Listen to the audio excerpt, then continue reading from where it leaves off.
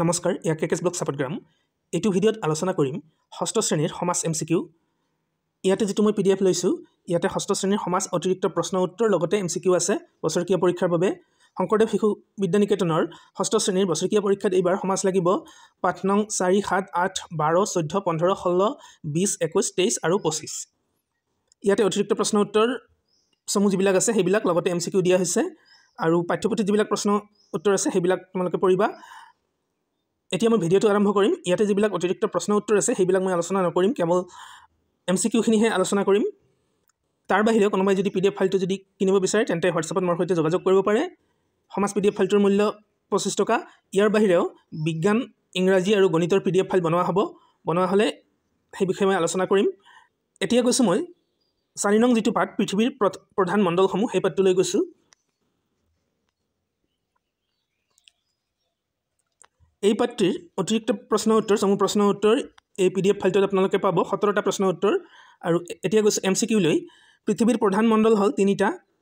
ইয়াতে অপশ্যন থাকিব, অপশ্যনৰ পিছত উত্তৰটো দিয়া থাকিব। মই অপশ্যনবিলাক পঢ়ি নুশুনাওঁ।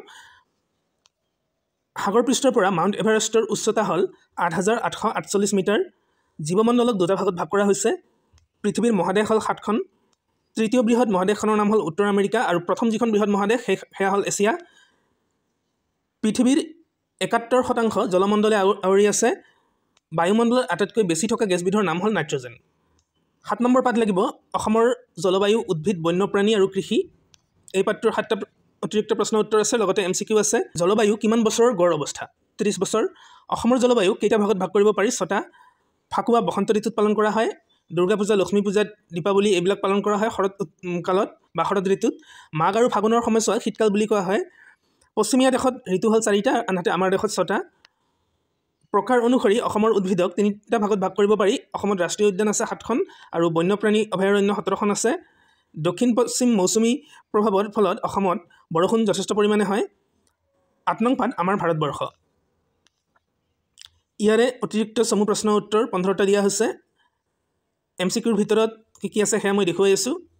দ্বীপৰাষ্ট্ৰ বুলি শ্ৰীলংকাক কোৱা হয়। ভাৰতবৰ্ষ উত্তৰ গোলাৰ্ধত অৱস্থিত। ভাৰতবৰ্ষৰ মাজভাগেদি পাৰ হৈ যোৱা ৰেখাডালৰ নাম হ'ল কৰ্কটক্ৰান্তি ৰেখা। ভাৰতবৰ্ষৰ ভূভাগক 5টা ভাগত ভাগ কৰিব পাৰি। দক্ষিণাত্যৰ ক'লা মাটিৰ অঞ্চল কপাহ খেতিৰ বাবে উপযোগী। ভাৰতৰ মাটিকালি হ'ল 33,87,263 বৰ্গ কিলোমিটাৰ।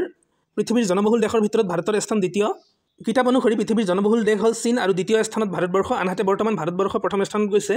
সেয়ে তোমালোকে কি লিখিবা সেয়া তোমালোকৰ যি বিষয় আচাৰ্য সেই আচাৰ্যৰ সৈতে আগতীয়াকৈ আলোচনা কৰি ল'বা আৰু সেই হিচাপে লিখিবা।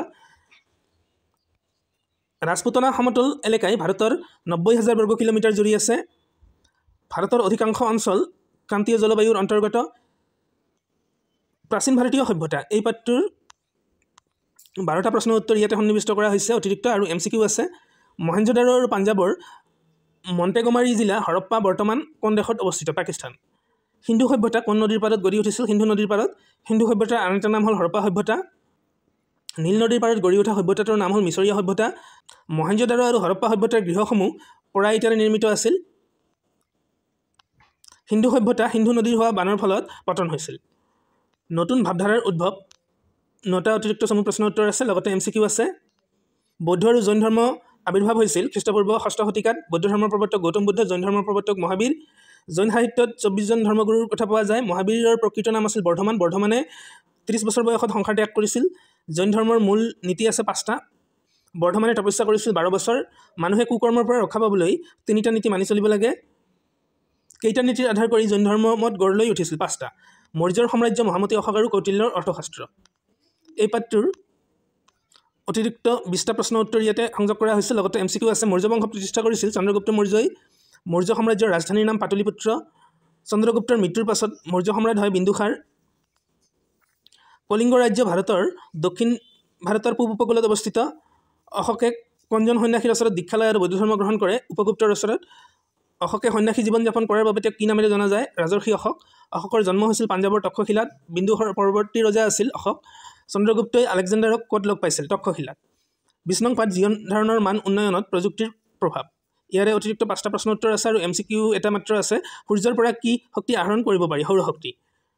21 নং পাঠ কৃষি উদ্যোগ আৰু সেৱা খণ্ডত প্ৰযুক্তিৰ প্ৰভাৱ এই পাঠটোৰ 14টা চমু প্ৰশ্নৰ উত্তৰ আছে লগতে MCQ আগৰ দিনত মানুহে কিহৰে মাটি চহাইছিল গৰু আৰু নাঙলেৰে কি সাৰ প্ৰয়োগ কৰাৰ ফলত মাটিৰ শস্য বৃদ্ধি হৈছে ৰাসায়নিক সাৰ পৰিবহণ 3 প্ৰকাৰৰ উদ্যোগ হল 4 প্ৰকাৰৰ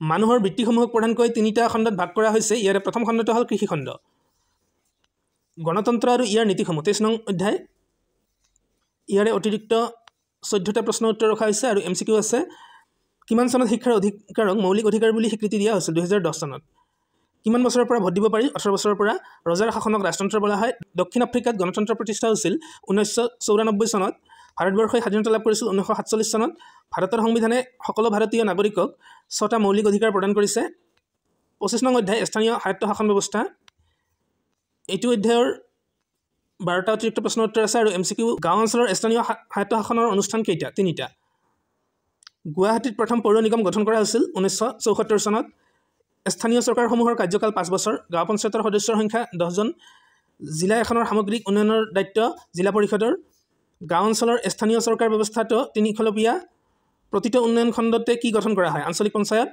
আৰু অন্তিমটো প্ৰশ্ন পৌৰসভাৰ সদস্যৰ সংখ্যা কিমানজন 10 পৰা 30 জন মুঠ পৃষ্ঠা সংখ্যা হল 51 পৃষ্ঠা আৰু মূল্য হল 25 টকা তো ভিডিওটো এইখিনি পৰৱৰ্তী ভিডিওত আলোচনা কৰা হ'ব ষষ্ঠ শ্ৰেণীৰ বিজ্ঞান MCQ আৰু তাৰ পিছত গণিত আৰু ইংৰাজী MCQ দিয়া হ'ব আৰু ষষ্ঠ শ্ৰেণীৰ পিছত পঞ্চম শ্ৰেণী আৰু তাৰ পিছত অষ্টম শ্ৰেণীৰ MCQ দিয়া হ'ব এই মাহৰ ভিতৰত MCQ সমূহ দিয়া হ'ব আৰু অহা ফেব্ৰুৱাৰী মাহত মডেল কোৱেশ্চন পেপাৰ দিয়া হ'ব অৰ্থাৎ আৰ্হি প্ৰশ্ন কাকত তো ভিডিওটো এইখিনি ধন্যবাদ